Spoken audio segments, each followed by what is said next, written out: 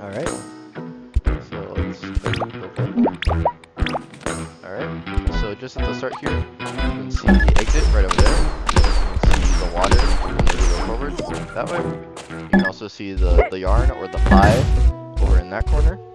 And you can see something up here. You can see a little grab thing, you can see a strawberry.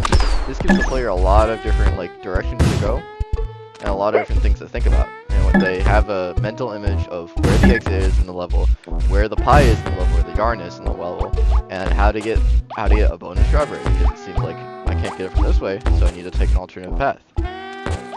Here, I guess the guy blew up my thing himself. So, originally here, enemy is throwing the mines at you, and you're supposed to knock down the boat by go up here. At this point in the level, you have a few options. You can go up in any of these paths. You can go back up this way. Let's get that started right now. It's actually quite the hard jump, so it gives the players a beginning challenge if they want a strawberry. Because not all strawberries are equally as hard to get as this one. Some are very easy to get, such as the strawberry we saw over here. This is a good, easy way to backtrack a little bit, use the boat to get onto the platform, get yourself a first strawberry, and then I will head on to the next section. So here, the explanation is to go down one of these paths. Here is just a little simple puzzle where this place was sort of empty beforehand in the level, so I wanted to add something here. And a playtester gave me some good feedback saying you should have a cramped part of the level since a lot of it is very open. So I wanted to have a little tiny hallway here. You have to go to the top to break open and get into the cloud area. Here is the first checkpoint. Now that we're here, there's a lot going on. First of all, the entire level, I'll bring this up now, is reverse traversal. So you can go from the very end to the very beginning if you want to get every single strawberry or every single gem. But here as well, a lot of playtesters, or a few playtesters at least, just instantly jump down this hole without even going anywhere. And sometimes it works for them. You can get to the bottom. You don't necessarily have to do any of the wall jumping, but I wanted to make sure that they knew that they were lasers now, since they would get to this point and then immediately go without realizing they were lasers. So I added a little sign there, and then this part has remained the same for the most part. For the development of this level. The intention is to do some wall climbing, teach the player the mechanics of using the slime for wall design, timing your things between the lasers. You can go between them. Go along the side one. It gives the players a lot of options, and you can also ascend it all the way if you want. So it's completely reversible as well. Now that we're down in this section, this one part right here where this laser is, it used to be water and bombs, but that also confused playtesters as the water was covered up by the audience in the foreground, and the bombs made it seem like that there was a secret under there, as opposed to just water. So that was changed just to be like this, because I wanted it so if you did fall down there, you'd have to get up immediately, but having the laser there is also good for that, and sort of seems redundant to have. Now, we're going into the first battle section. This is where there are enemies that will chase you around, and generally this big room here was changed a lot from the beginning. Originally, it was a much larger attitude, and there was 3 enemies as opposed to 2. Now, if we look around here, there's some interesting paths to go. You can sort of get around by going along lava. You can also use lava to propel yourself upwards and get that strawberry that we saw up there. This is another example. I got the strawberry that you could see from the previous checkpoint, up right in that top right corner. And generally, this is just sort of supposed to be a chaotic environment for you to traverse around. And you have some interesting platforming where you have to wait for the bombs to explode, and then you have to get up here. There's multiple ways to get up here. You can double jump, you can just jump off that block. A bunch of the players actually did something where they jumped off of this wall, jumped off of that wall, and then jumped back to that wall. I'm having trouble recommending it. Anyway, now that we get to this room, we're in the room where we can see the start. That means the yarn is here. Immediate here, you have two options. You can go right down and go past the spikes. If you're a new player, you can go right back up, and you just sort of skipped that section. So it's sort of an easier path.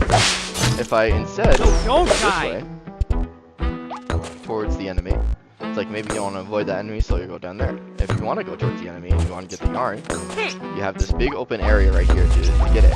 And you can't actually reach the yarn at this stage. You try your best, but it doesn't. You can't do it. So you need to use the enemies as platforms, and you need to use them effectively. As they can pretty easily get up here, but they can also pretty easily kill themselves. So it's it is like a somewhat of a challenge to actually work with them, since they're so chaotic and random sometimes. And it's a perfect like environment I wanted to have, and perfect challenge I want to have to get that high, or to get that yarn. Also, some players, like if they're not looking for everything, there's just an arrow to show them, oh yeah, there is this thing up here, you should grab it if you can. And then, now that we're done with that, we'll move down to the next section. Here I have a little bit of a tutorial jumping section where you have to use precision. Every time you go onto a lava, it will spike you. So this just sort of gets you prepared for the next section that's more of the same, but slightly more difficult. Yep. So right below me, I wish you could move your camera down in Battleblock Theater, but right below me is the same sort of idea, but there's a lot more spikes and a lot more lava and also ice, because I was bringing the player through ice before, and they had to deal with the slipperiness. So, and this is quite the difficult section, which you can just completely avoid. I still have the player agency and the player choice where you can just go to the next section. You don't have to get that much, or that. What's the problem? Well, I can do it. I guess I was able to get that strawberry, but usually the intent is to go the other way around. Here is supposed to just kill you off, right? I guess I can iterate on that as well, but for now, it's alright. But here, the thing you're supposed to do is be very careful about your jumps. Get the strawberry, that's usually right here, and then you can very easily go through your checkpoint. Now, we're at the main part of the level. A lot of the controversies from this part, a lot of people don't like it, a lot of people like it. I had 6 people playtest, or 8 people playtest this level, and it was half and half. Half the people loved it, half the people hated it, and it was all for the same reason. A lot of people are confused by how the interaction between the slime and the grate. A lot of people don't know that they can't really jump off the grate, so you're gonna have to get really close up to the slime. This was contested for, say you should keep this, and also you should remove this and make it easier. I didn't actually change this too much. I raised the water and added the constructions because not a lot of people knew that they could hold on to these gray lines. And then I just went from here. So this is like the penultimate section of the level. All the difficulty has been increasing and increasing and increasing at this point, and this is definitely the hardest section. You need to learn patience. You need to like take your time to get through this part of the level, and then you have a section once you're past that just to hold on to. This area is also where you can sort of line up and make the jump towards that strawberry that you see right there. So this section, this left section, mimics the far right section where you're descending, where there's a strawberry in the middle, where you have to get to go into a dangerous area. The only difference here is this one is spikes, so it's much harder to actually jump in there. Stupid game, theater. This is probably definitely the hardest part of the level, this one bit, but that's okay because it's an optional strawberry and you can actually eat it for exiting the level. Try to get it. Great. Oh. I didn't do that. Alright, maybe I'm not as good as those. Alright, but it's all about patience. You have to give the players time because the checkpoint is right there. They don't necessarily have to not die. Dying is okay in a lot of these games. No, that was where it's all just sort of a learning experience. And that's what I was hoping to do. Since Battleblock Theater is such a chaotic and easy platformer, I wanted to give like a more challenging and like timed platforming approach to this sort of medium. No, I cannot try get this. again. Well, I assure you it's possible, but I will move on so that the video isn't too long. It's all about being patient.